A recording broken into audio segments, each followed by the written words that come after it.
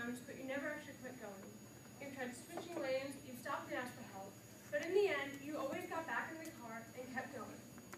The only way to stop is to simply get rid of the car or change direction completely.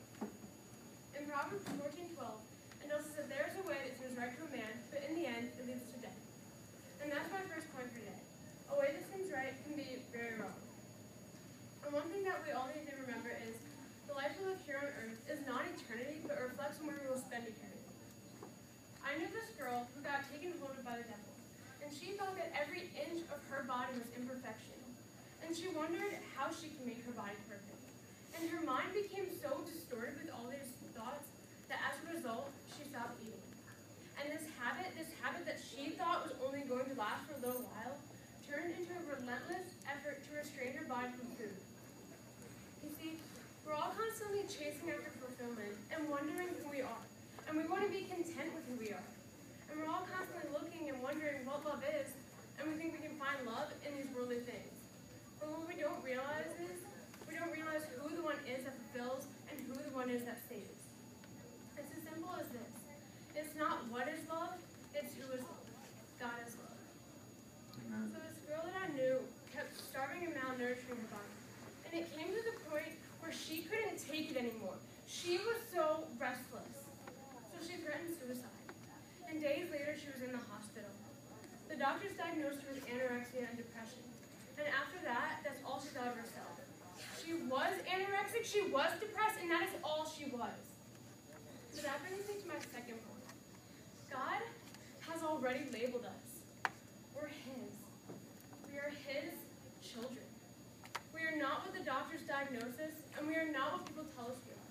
We are God's work of art. That's right. In Isaiah 43:1, it says, but now, this is what the Lord says. He who created you, O Jacob, He who formed you, O Israel, fear not, for I have redeemed you. I have summoned you by my name. You are mine. And in Psalms 139:13, it says, for you created my inmost being. You knit me in my mother's womb. You see, our label is child of God. Not anorexic, not depressed, not a drunk, not a liar, not a homosexual, not a cheater, not a cutter, not alone, not abused, not impure. We are simply His creation. Amen. So after this girl let go of the anorexia, she still had that desire to control. And notice I didn't say need.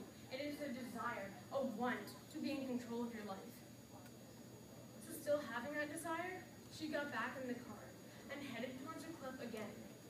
And this was her way to be in control. And this was her way to escape. But that brings me to my last and final point. God needs to be in control. And God needs to be our escape. And our God is a God of love. And because of that, we can trust our lives to be in His hands. His loving hands, His capable hands. And because our God is a God of love, He can be our escape. This girl that I talked about was saved because of an encounter she had with an almighty God. And she is standing in front of you today. Our God has showed us many examples of love. So is it really worth it to be relentless after the world of destruction, and the world that is full of chaos? Or is it worth it to be relentless after Him, a loving God, a compassionate God? So don't be relentless after the world. Be relentless after Him. Be relentless after the one. Because after all,